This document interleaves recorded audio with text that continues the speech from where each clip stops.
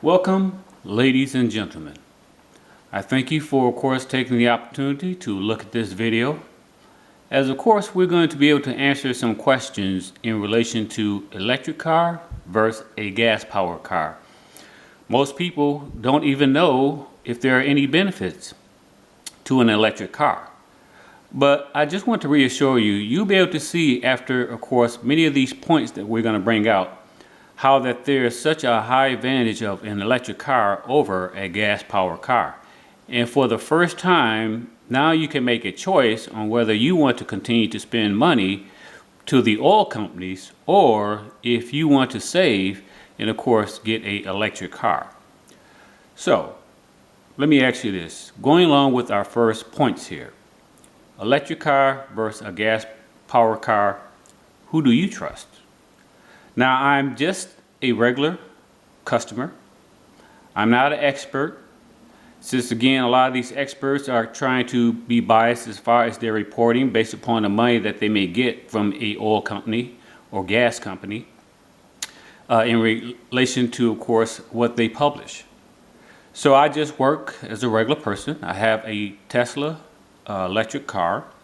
I work 9 to 5. But as you, just like I was, when I was having a gas-powered car, I got tired of all the scams. I got tired of all the gas prices going up every summer. All the excuses that are used by the oil companies. That there's a new blend that they always got to have during the summer. That there's always maintenance on the refineries during the summertime. How that any type of course, conflict that comes up with any oil-producing country, that causes the cost of the gas to go up. Blah, blah, blah. You know, these oil companies must think that you are stupid, that you're just going to keep on paying them. So now, again, as I stated before, we have an opportunity to make a change as far as the type of vehicle that we drive. But there's something else, of course, that these gas-powered car companies do appreciate, though. It seems as though now they're only producing big SUVs and trucks. Now you think to yourself, well, why is that? Well, think about this. Isn't it the bigger the vehicle, the more money you pay for them? And isn't it also true that the bigger the vehicle, the bigger the gallons and the more gas that you had to put into these trucks and SUVs in order to drive them? So, of course, who is getting the payoff on those?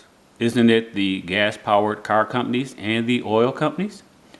So that's why I got tired of all, again, the tricks that they play, and I investigated into an electric car.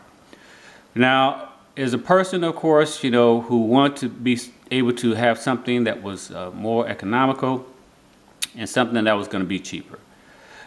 This helped me to be able to appreciate, of course, that right now the oil companies have a monopoly on everything that's driven today.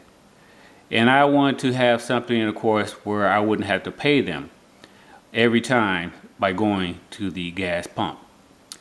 So I looked into electric car, and I wanted a car, of course, that had a beautiful design, and of course that had the opportunity and the capability to save me money.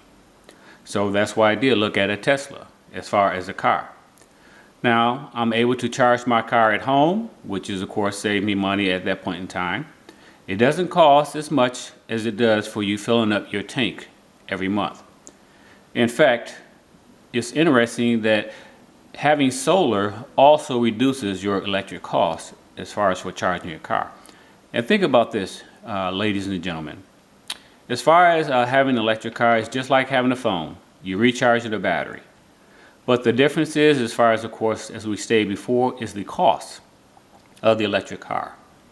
To pay per monthly, I would say, for charging your car in the garage, it costs me around $25 a month because, of course, I also have solar.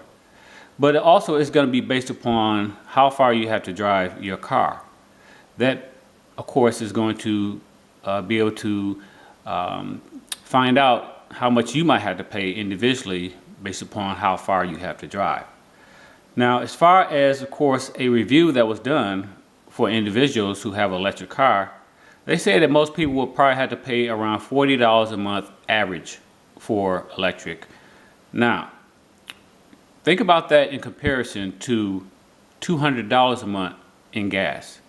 That's what Quicken Tips brought out as far as what most people pay per car to drive per month. Think about that, $200 a month. Now that's just average. That's based upon $2.70 a gallon, and it's also based upon, of course, how many miles that you drive. But they say that that's around the average. But the gas prices are higher than that right now, ladies and gentlemen. So which one would you rather pay?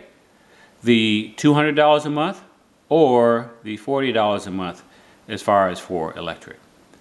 I would say at this point in time, the advantage would go to an electric car. Now, of course, we're going to go into other points as far as the pros and cons that we have seen. And these also will, of course, help you to be able to make a decision in reference to whether you want to buy an electric car or a gas-powered car. So that will be, of course, discussed in our next point.